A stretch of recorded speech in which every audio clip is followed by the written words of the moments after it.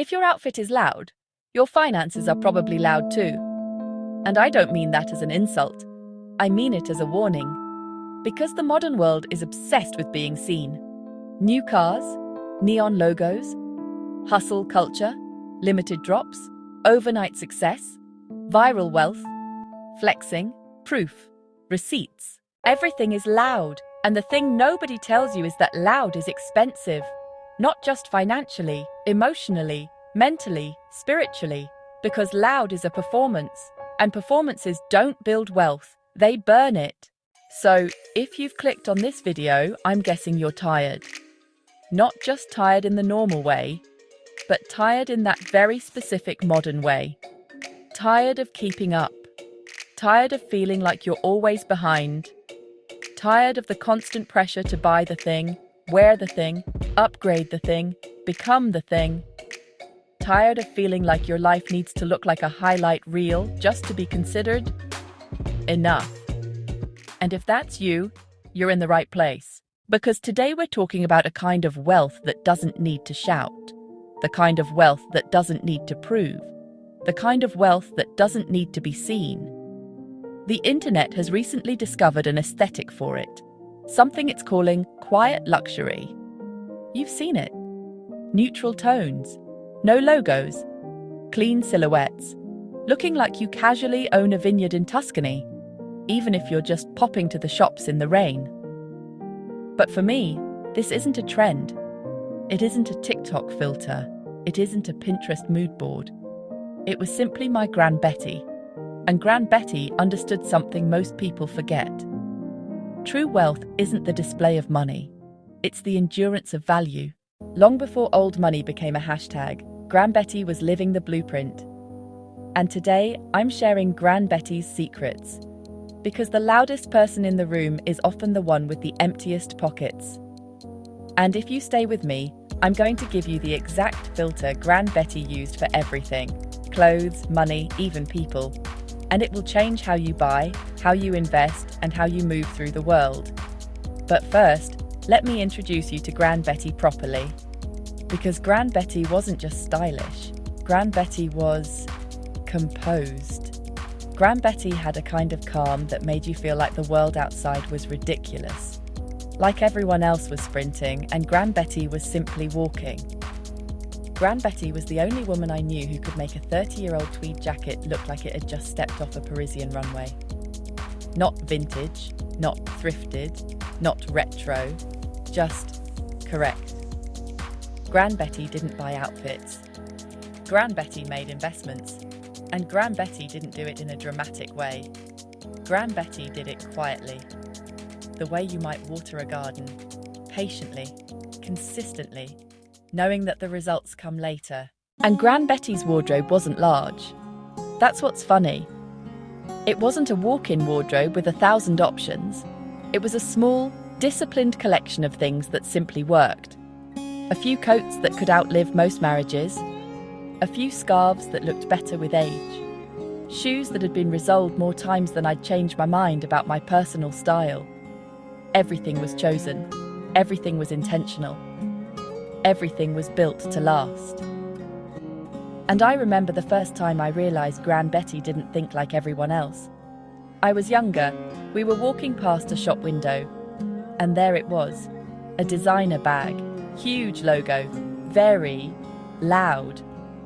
I was completely hypnotized by it, and I pointed at it like I'd just spotted a rare animal.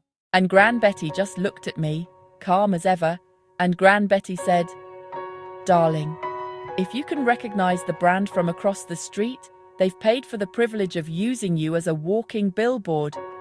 Why on earth would you pay them for that?" Gran Betty didn't say it like a rant. Gran Betty said it like it was the weather, like it was obvious, and the worst part is, Gran Betty was right, because Gran Betty wasn't anti-luxury. Gran Betty loved beautiful things. Gran Betty loved quality. Gran Betty loved elegance. But Gran Betty loved craftsmanship, heritage, the kind of quality that doesn't need to shout. Gran Betty's pearls weren't just jewellery, they were a hedge against inflation. Gran Betty's cashmere wasn't just soft. It was an asset. Gran Betty's shoes weren't just pretty. They were built like medieval architecture. And Gran Betty's mindset was the polar opposite of what the modern world sells us. Because we live in the age of fast everything. Fast fashion, fast money, fast success, fast dopamine, fast validation, and it's exhausting. Gran Betty didn't want the it bag of 1994. Gran Betty wanted the forever bag that I'd still be proud to carry in 2026. And here's what made Gran Betty dangerous. In the best way. Gran Betty wasn't impressed by price. Gran Betty was impressed by permanence. And I didn't fully understand that until I ignored Gran Betty. Because of course I did. There was a moment, years ago, where I wanted to feel like I'd made it. Like I was doing well. Like I was finally someone. And I bought something loud. Not because it was beautiful, not because it was well made, but because it would be recognized. And for about 2 weeks, I felt incredible. I felt elevated. I felt like the kind of person who belonged in certain rooms. I felt like I'd upgraded my identity. And then something happened. The excitement faded. The item didn't make my life better. It didn't make me feel calmer. It didn't make me feel safer. It didn't make me feel richer. It just made me feel watched.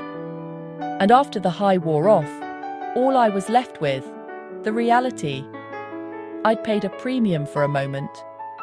Gran Betty would have called it buying applause. And that's the thing. The modern world doesn't sell products. It sells status. It sells identity. It sells the fantasy of being admired. But Gran Betty was immune to that. Because Gran Betty had what I can only describe as digital silence, long before the world became this noisy. Gran Betty didn't scroll. Gran Betty didn't compare. Gran Betty didn't collect envy like it was a hobby. Gran Betty didn't care what the neighbours were doing, and because Gran Betty didn't care, Gran Betty was free. Now we need to talk about what we're up against, because staying disciplined today is hard, isn't it? We're bombarded by what I call the noise of new money. And I don't even mean new money as an insult. I mean the noise. The constant pressure to prove you're winning. To look expensive. To look successful. To look like you've arrived. And it's everywhere. You see it in those drops. Hyper-complicated limited editions where you're expected to queue for hours. To spend £800 on a polyester hoodie. Just because there's a specific logo on the chest. And social media has turned FOMO into a business model. It tells you that if you don't buy the neon-branded bag now, you're falling behind. Like life is a race and the finish line is being perceived. But have you noticed how quickly those items lose their shine? 1 minute it's the must-have, and the next minute you find it in a resale shop for £45.50. And even then, nobody wants it. Because the value was never in the thing. The value was in the attention it got. And once the attention moves on, the item becomes what it always was. A cheaply made object with a famous name stitched onto it. And Gran Betty would have clocked that immediately, because Gran Betty didn't buy hype. Gran Betty bought substance, and Gran Betty applied the exact same logic to money. If Gran Betty were alive today, Gran Betty would have had a full-body reaction to the financial internet. Crypto bubbles, meme stocks, overnight gurus, people treating digital coins like they were the new gold, only to watch their life savings vanish overnight. Gran Betty would have called that gambling in a silk hat, because that's what it is. It's loud, it's stressful, it's chaotic, and it lacks the one thing Gran Betty prized most: intrinsic quality. Gran Betty's philosophy was simple. Buy once, buy well. And Gran Betty didn't just mean that in the sense of buying expensive. Gran Betty meant buying intelligently, buying with time on your side, buying for durability, buying for repairability, buying for longevity. Gran Betty treated her wardrobe and her bank account as a collection of assets. Instead of buying 10 cheap coats that fall apart after one winter, Gran Betty would save until she could afford one proper wool coat that cost £600. To some people, that sounds insane. £600 for a coat, but 30 years later, that coat is still perfect. And its cost per wear? Practically nothing. That is quiet luxury in financial terms. You're not buying a moment, you're buying a decade. And this is what old money actually means when you strip away the Pinterest boards. It's not about being rich, it's about being unbothered. Because you've built your life on things that endure. A mechanical watch doesn't care about the latest tech fad. A bespoke suit can be altered as your body changes. A good leather bag can be repaired. A solid dining table can survive 3 generations. These things don't go on a roller coaster ride like a meme stock.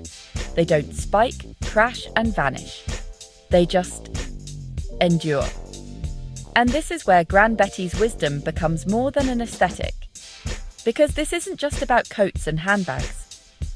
It's about how you build a life, and how you build a life that doesn't crumble every time the world changes its mind. So here's the question. How do we actually live like this today? How do we build a Gran Betty portfolio in a world designed to keep us frantic? I'm going to give you Gran Betty's filter. It's simple, it's calm, and it works for everything. Clothes, money, furniture, even decisions. Gran Betty would ask 3 questions, and if something failed even one of them, Gran Betty would put it back. The first question, would I still want this if nobody could see it?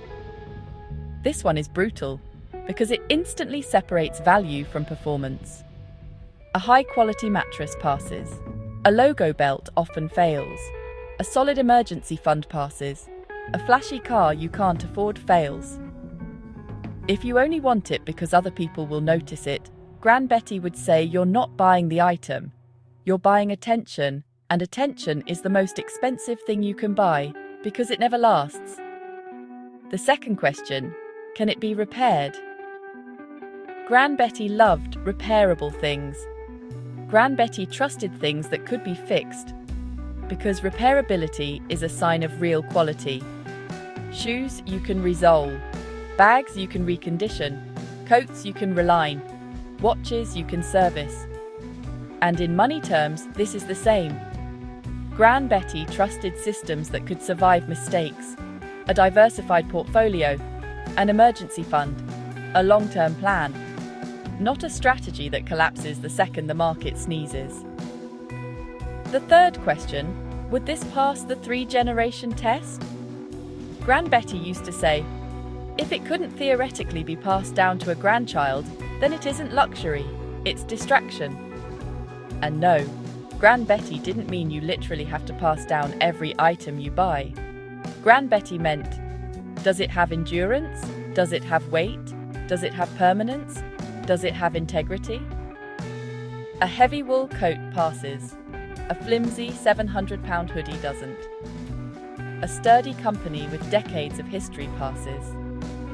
A coin invented last Tuesday by a man with a cartoon avatar does not. And once you start living through this filter, something strange happens. You start spending less, but you start owning better. You stop buying replacements. You stop buying upgrades. You stop buying versions. You stop being dragged around by novelty like a dog on a lead. And your life starts to feel calmer. And I want to make this part interactive because I know I'm not the only one. Let me know in the comments, what's the most expensive, loud thing you've ever bought that you regret now? It can be fashion, tech, a car, a course, anything. No judgment. I'm genuinely curious. Now, here's where people get it wrong. They hear quiet luxury and they think it means never buy anything fun, never enjoy trends, never have personality, never have joy. Gran Betty would laugh at that. Gran Betty wasn't a monk. Gran Betty liked nice things. Gran Betty liked a beautiful scarf. Gran Betty liked a good perfume. Gran Betty liked a fancy lunch. But Gran Betty did something most people don't. Gran Betty separated her core from her play. Gran Betty built her foundation out of the boring, reliable, high-quality things. And then, if Gran Betty wanted something fun, Gran Betty treated it as play money. A tiny fraction, a controlled indulgence, never the base of her strategy. And this is the exact approach I recommend, both in style and in finance. Build your core first. In money terms, your core is your emergency fund, your long-term savings, your index funds, your boring, reliable, stable assets, the things that let you sleep at night. In life terms, your core is a few high-quality staples, a coat that lasts, shoes that don't destroy your feet, a bag that can survive years, a wardrobe that doesn't collapse every season. This is your Gran Betty core. It's not flashy, but it makes everything else easier. Then diversify with discernment. If you want a trendy gadget or a loud accessory, enjoy it. But treat it like dessert, not like your entire diet.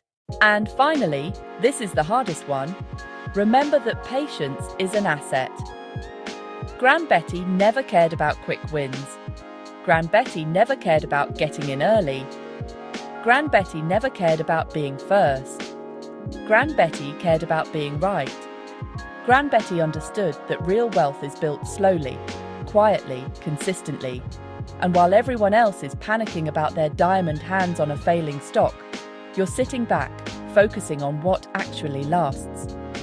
Now, I want to add one practical thing Gran Betty did that made her almost unfairly good at this. Because Gran Betty could spot quality in seconds. Gran Betty didn't need a brand name. Gran Betty didn't need a price tag. Gran Betty didn't need a sales pitch. Gran Betty had a tiny checklist in her head, and it saved her thousands. Gran Betty would pick something up and check 3 things: weight, structure, and finishing. Does it feel heavy for what it is? Does it hold its shape when you lift it? And are the details clean? Stitching tight, lining smooth, buttons solid, zips metal, seams neat. Because here's the truth, quality hides in the boring parts. The inside of the bag, the stitching you don't see, the lining, the zip, the hem, the buttons. Luxury isn't what it looks like from across the street. Luxury is what it looks like up close. And if you want a quick cheat code, here it is. If the item is trying to impress you from a distance, it's probably compensating. If it impresses you when you're holding it, it's probably the real thing. Now, let's make this even easier, because Gran Betty had another rule. And this one applies perfectly to money too. Gran Betty's strategy was basically a 90-10 split. 90% of your life should be boring, durable, and built to last. 10% can be fun, trendy, and stupid. And I mean that lovingly. 10% can be the silly bag, the loud shoes, the random gadget, the spontaneous weekend away, the fancy dinner, because life is meant to be enjoyed. But if you flip that ratio, if 90% of your spending is chasing hype and 10% is stability, you don't get quiet luxury, you get quiet panic. And I want to say this next part gently because it matters. If you've already bought the loud stuff, welcome to the club. You're not foolish, you're not broken, you're not behind, you're just human. The goal isn't guilt, the goal is upgrading your standards. Because you don't need to punish yourself for past purchases. You just need to start building a life where your money and your attention stop leaking into things that don't last. And this is the part I want to land on, because it's the deepest lesson Gran Betty gave me. Gran Betty's greatest wealth wasn't what was in her wardrobe. It wasn't what was in her bank account. It was what was in her spirit. Gran Betty didn't need to prove anything. And because Gran Betty didn't need to prove, Gran Betty didn't need to perform. And because Gran Betty didn't perform, Gran Betty didn't waste. And because Gran Betty didn't waste, Gran Betty built. And here's what I think is the most dangerous thing about modern consumer culture. It doesn't just take your money. It takes your attention. It takes your contentment. It trains you to feel behind. It trains you to look at your own life and see it as insufficient. Every time you scroll through a haul video, you're being invited to devalue what you already own. To feel like your wardrobe is wrong, your home is wrong, your life is wrong. And Gran Betty simply refused the invitation. Gran Betty didn't look sideways. Gran Betty didn't chase. Gran Betty didn't keep up. Gran Betty built a life so solid, Gran Betty didn't need the world's approval. And that's the ultimate luxury. Not the bag, not the logo, not the car. The peace of mind that comes from knowing you don't have to prove anything to anyone. Ever. By following the Gran Betty way, you aren't just saving money. You are reclaiming your time and your freedom. While the rest of the world is trapped in a cycle of working to replace things that broke, or went out of fashion, or lost their shine, you are building a life of permanence. True old money isn't about the balance in your account, though that certainly grows when you stop chasing hype. True old money is about calm. It's about stability. It's about being unbothered. It's about being able to sit quietly in a room, draped in quality, surrounded by things that last, and knowing in your bones, you are already enough. And if you want more of Gran Betty's money wisdom, I've made a full playlist for you. It's called Gran Betty's Money Wisdom, and it's where I break down Gran Betty's rules into practical steps you can actually use in your own life. So make sure you watch that next. If this video helped you, please give it a like. It genuinely helps more than you think. And if you know someone who's currently trapped in the cycle of buying hype and replacing things every 5 minutes, share this with them. Consider it a gentle intervention. And if you want more videos like this, more quiet luxury, more old money mindset, more Gran Betty wisdom, make sure you subscribe, because I've got a lot more coming. Because once you see the world through Gran Betty's eyes, it's very hard to go back.